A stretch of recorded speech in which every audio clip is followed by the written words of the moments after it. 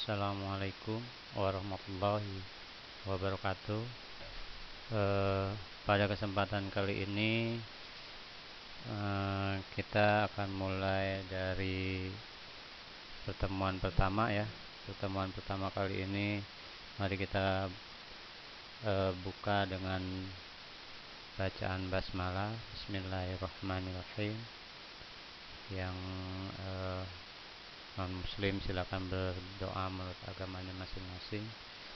Kemarin di pertemuan pertama kita sudah membahas tentang perkenalan ya, sekilas kita di Jumit. Nah, untuk pertemuan sekarang, materi pertama di kelas 8 ini kita akan bahas tentang pola bilangan. Oke, pola bilangan ini sendiri dibagi menjadi beberapa bagian ya. Nanti ada 6 bagian, yaitu yang pertama tentang barisan konfigurasi objek, kedua barisan bilangan, ketiga barisan aritmetika, dan keempat barisan deret aritmetika, kelima barisan geometri, keenam deret geometri. Baik, pada pembahasan kali ini kita mulai dengan kalimat tahukah kalian ya, dimana di sini di sekitar kita memiliki semua itu ada keteraturan ya, ada keteraturan sehingga membentuk suatu pola tertentu, sehingga pada pemasangan misalkan contohnya ada pemasangan ubin atau batu bara. Di sini Bapak punya gambarnya nih. Nah, ada ini kan ya, ada gambar sebuah lantai. Ini ada lantai keramik. Ada di sini juga ada terpasang seperti granit ya, yang tertata rapi, terutama yang ini tertata rapi bagian-bagiannya sehingga membentuk satu pola yang indah kalau dilihat ya. Padahal ini dari satu per satu bagian. Jadi ini pemasangan ubin. Kemudian yang kedua biasa kalian lihat di pemasangan batu bata. Ini bukan batu bara ya, batu bata. Ini seperti ini pemasangan batako ya. Batu bata batako ini ada seorang tukang yang sedang memasang. Ini kalau kalian lihat ini pemasangannya kan berpola ya, berpola dari seperti ini satu-satu dari bawah dia berpola, dan berpolanya seperti ini, zigzag seperti ini. Kenapa harus zigzag? Itu banyak alasan. Yang jelas biar kuat, biar tidak cepat roboh dan sebagainya lah. Tapi yang jelas kita bukan membahas itu, tapi membahas tentang segala sesuatu ada polanya ya, seperti lantai keramik, terus kemudian ada ini batako dan banyak lagi yang lainnya tuh ya. Kemudian bisa kita contoh lain kita dapat saksikan pada tarian. Ini tarian Ratu Jaroh ya, dari Aceh. Itu pada gambar seperti di bawah ini. Terus kemudian yang ada yang bersimpuh duduk, di sini ada yang bersimpuh duduk.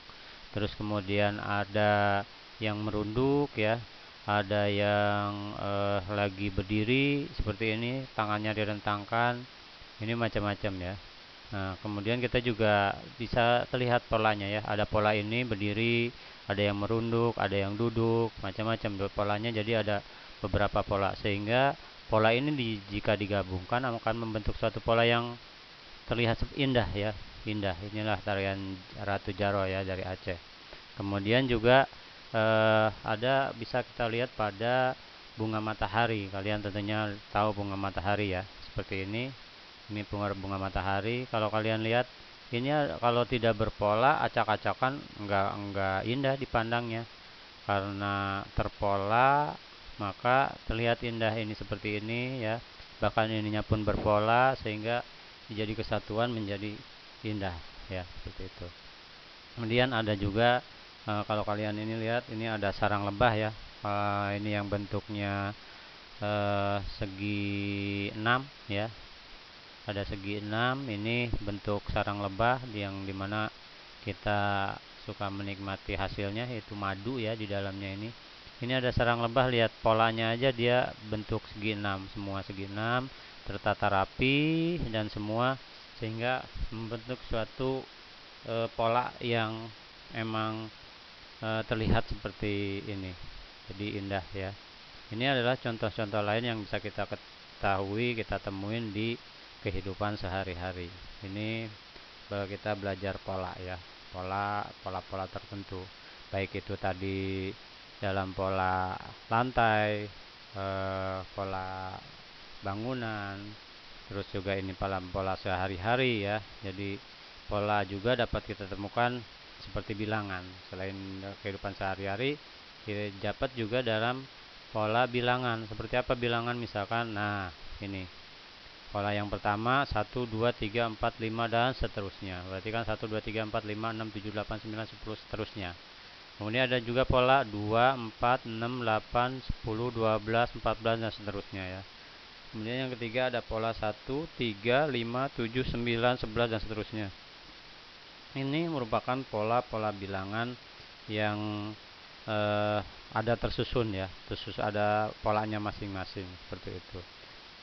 Nah, dari contoh konfigurasi ini, konfigurasi objek atau bilangan yang dimaksud dengan pola adalah aturan yang digunakan untuk menentukan jumlah objek berikutnya. Dengan memahami pola dapat mempermudah menyelesaikan suatu masalah. Jadi seperti tadi ini tarian ya. Tarian ini kalau tidak berpola, acak-acakan, ya jadi masalah, nanti narinya jelek ya. Seperti ini tadi bunga kalau tidak tersusun rapi, ya acak-acakan, tidak indah dipandang bunganya. Begitu juga dengan ini. Pun juga dengan sama bilangan. Kalau tidak berpola maka tidak akan bisa ditemukan dengan pola bilangan berikutnya karena tidak berpola. Tapi kalau berpola akan ditemukan bilangan berikutnya sampai berapapun. Misalkan ini suku 1, 2, 3, 4, 5, 6 sampai berapa? Mau suku ke 100, berarti kalau dari ini berarti suku ke 100-nya, bilangan ke 100-nya itu 100 seperti itu. Jadi bisa ketahuan karena dengan melihat polanya ini satu-satu ya, seperti itu.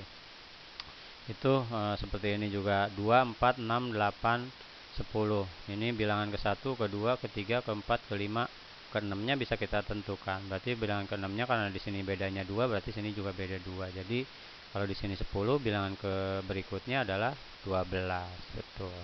Ini juga 1, 3, 5, 7, 9. Berarti bilangan di sininya adalah ya 11. Jadi seperti itu. Jadi dengan kita mengetahui pola-pola seperti ini, maka akan mempermudah dalam menyelesaikan suatu masalah. Misalkan seperti kalian eh, berangkat ke sekolah, kalian tahu itu jaraknya 15 menit. Berarti kalau dari rumah jam 7 nyampe rumah berarti ditambah 15 menit kan, seperti itu. 7, 15 itu polanya kan seperti itu. Itulah ya. Jadi itu. Kemudian yang akan kita bahas yaitu yang pertama adalah barisan konfigurasi objek ya. Apa itu barisan konfigurasi objek? Mari kita lihat di pembahasan berikut ini. Jadi ada sekelompok benda atau orang yang disusun secara teratur disebut barisan. Jadi kayak tadi ya, benda ini kan sekelompok benda. Ini benda disusun secara rapi ya. Disusun secara rapi, secara teratur, maka disebut barisan. Makanya ini disebut barisan nih, 1, 2, 3 barisan. Ini juga barisan. Ini juga ada barisan ya. Ini juga barisan. Ini yang disebut dengan barisan konfigurasi. Jadi sekelompok benda atau orang yang disusun secara teratur disebut barisan. Seperti barisan peserta upacara ya. Nanti kalau kamu sekolah itu ada upacara, itu ada barisannya. Ada polanya. Atau ada barisan tentara pada parade militer ya. Nah, istilah barisan atau yang disebut sequence ini dalam matematika adalah sekelompok unsur, biasanya bilangan yang diurutkan menurut bilangan asli ya, yaitu ada unsur pada urutan misalkan ke 1, urutan kedua dan seterusnya. Makanya ini nanti di sini urutan ke 1, urutan kedua, urutan ketiga, urutan keempat, urutan ke 5. Makanya nanti disingkatnya U1, U2, U3, U4, U5 seperti itu ya. Nanti makanya di sini awalnya di sini dulu. Kenapa disebut urutan ke-1, urutan ke-2, urutan dan selanjutnya.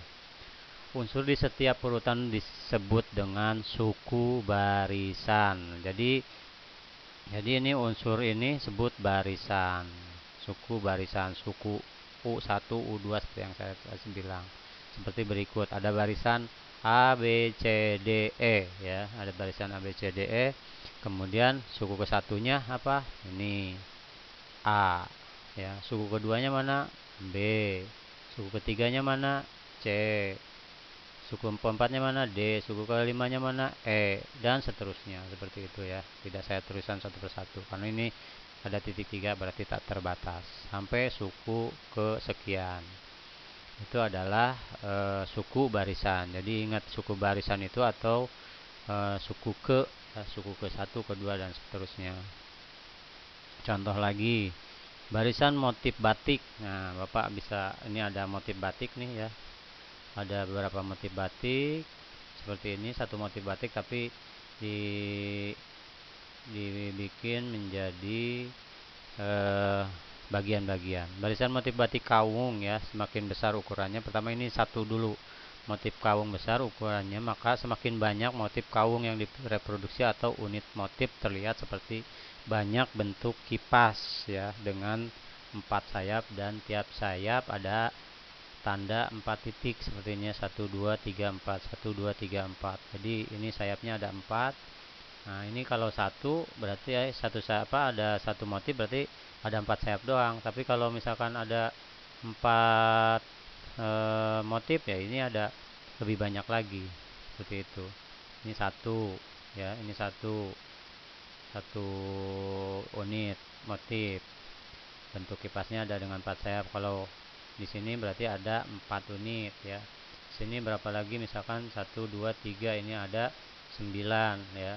Ini ada berapa? 1 2 3 4 ini ada 16 ya seperti ini. Ini adalah barisan motif batik kawung ya. Semakin besar ukurannya kainnya, maka semakin banyak motif kawung yang bisa diproduksi ya. Jadi seperti ini. Sehingga kalau kalian dilihat di kain-kain kan ada juga itu ya apa namanya konfigurasinya seperti itu. Contoh yang berikutnya misalkan seperti ini. Jadi tadi dengan seperti ini satu ya. Jadi kalau ada n-nya 1, un-nya 1, dia sama dengan 1/1. Nah, kalau ada 4 berarti kalau ada n-nya 2 berarti 4. 4 dari mana? 2/2. Kalau 3 berarti dari 3/2 9. Jadi seperti itu. Kalau 4 berarti ada 16. Dari mana sih? Kita lihat gambar yang ini lagi. 1 ya 1. Kalau 4 berarti kalau ada dua barisan ini 1 2 ya. Jadi 2 2 kali 2 kali 2 pangkat 2 4. 1 2 3 4. Kalau ada 3 baris 1 2 3. Dihitung semuanya ada berapa? 1 2 3 4 5 6 7 8 9. Makanya sini kalau sukunya 3 maka n-nya 3 maka un-nya 9. 9 dari mana? 3/2. Dari mana sih? Ini 1 2 3 1 2 3. Ada 3 baris. Ini ada 1 2 3 4. Ada 4 baris atau u-nya ada 4. Berarti 4/2. 1 2 3 4. 1 2 3 4. 4 kali 4 kan 4 kali 2 ini ada 4 kali 4 sama dengan 16. Ini kan 1 kali 1 ya 1. 2 kali 2 ya 4. 3 kali 3 9. 4 kali 4 16. Seperti itu. Makanya dibikin tabel seperti ini. Makanya dirumuskan n-nya, kalau n itu n-nya sama dengan un n pangkat 2. Berapa misalkan di sini mau ditanyakan ini suku pertama, kedua, ketiga, keempat, kelimanya berapa? Kelimanya berarti tinggal pakai rumus ini. U pangkat 5 atau U5 sama dengan UN dengan N pangkat 2. N nya kan 5 berarti 5/2. 5 kali 5 25. Jadi di sini polanya jumlahnya ada 25 seperti ini. Kalau terlihat jadi ya seperti ini UN. Jadi rumusnya UN sama dengan N kali 2/5 seperti itu tadi. Kalau yang 5 ya. Nah, seperti ini. Jadi kalau dilihat di sini barisan kalau 1, 4, 9, 16. N nya dengan N pangkat 2 disebut barisan bilangan, jadi ini disebut barisan bilangan kuadrat ya. Tapi jika yang diperhatikan banyak sayap, maka diperoleh barisan bilangan 1 kali 4, 4 kali 4, 9 kali 4, 16 kali 4. Jadi UN nya N2 kali 4. Jadi seperti itu kalau diperhatikan sayapnya ya. Dalam matematika, beberapa kombinasi objek mengarah pada beberapa barisan khusus yang dikenal dengan nama bilangan geometri. Nanti akan kita bahas khusus tentang bilangan geometri ya. Nah, misalkan berapa diantaranya ada segitiga. Ini segitiga 1, 3, 6, 10. Seperti apa? Seperti ini. Ya, kalau tadi persegi ya, kalau ini kan persegi nih. Ini persegi ya. Ini persegi.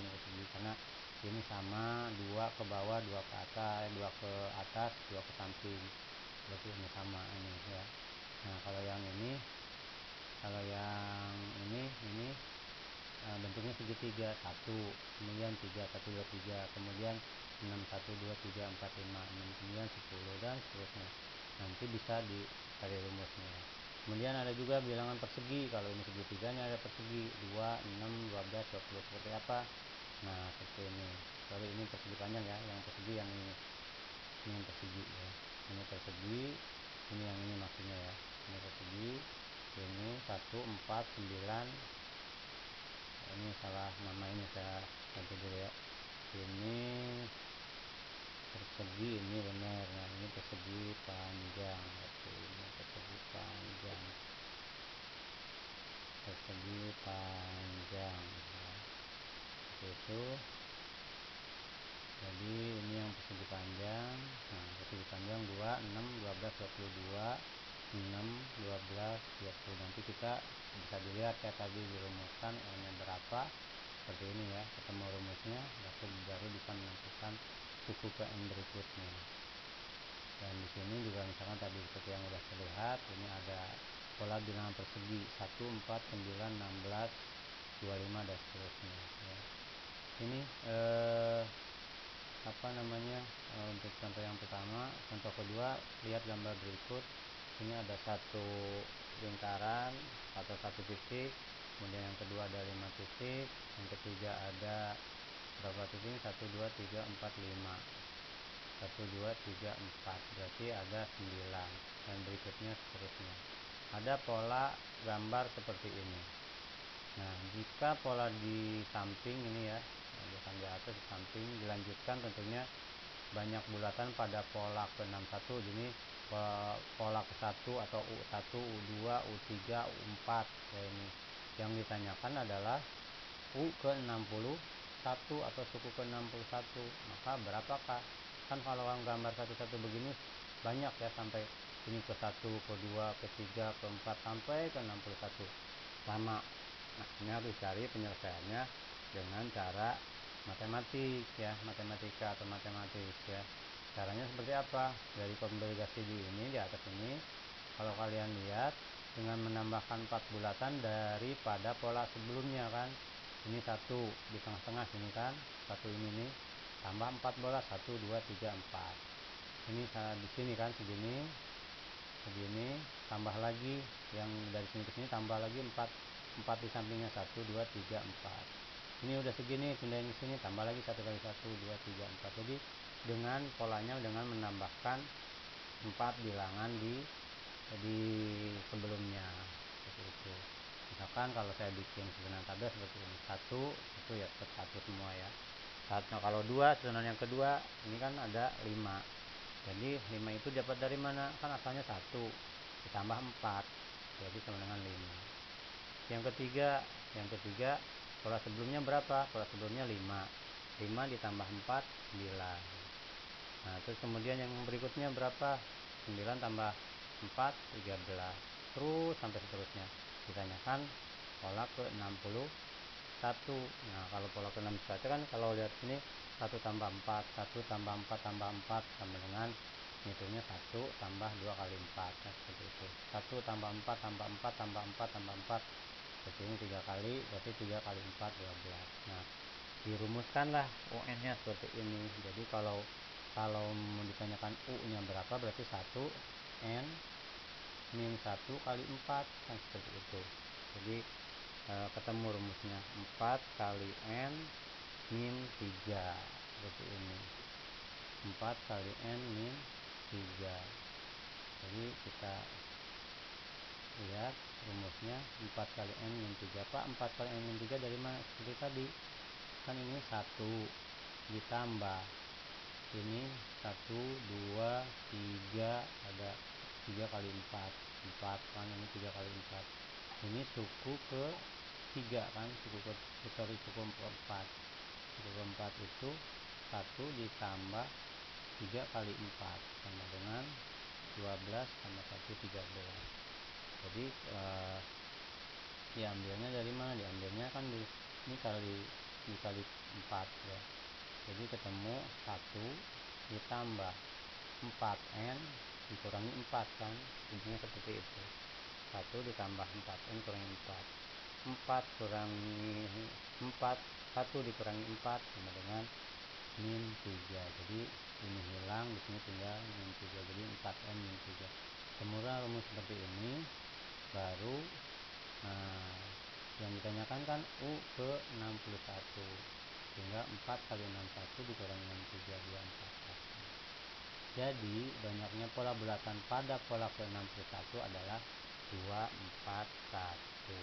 Seperti itu ya.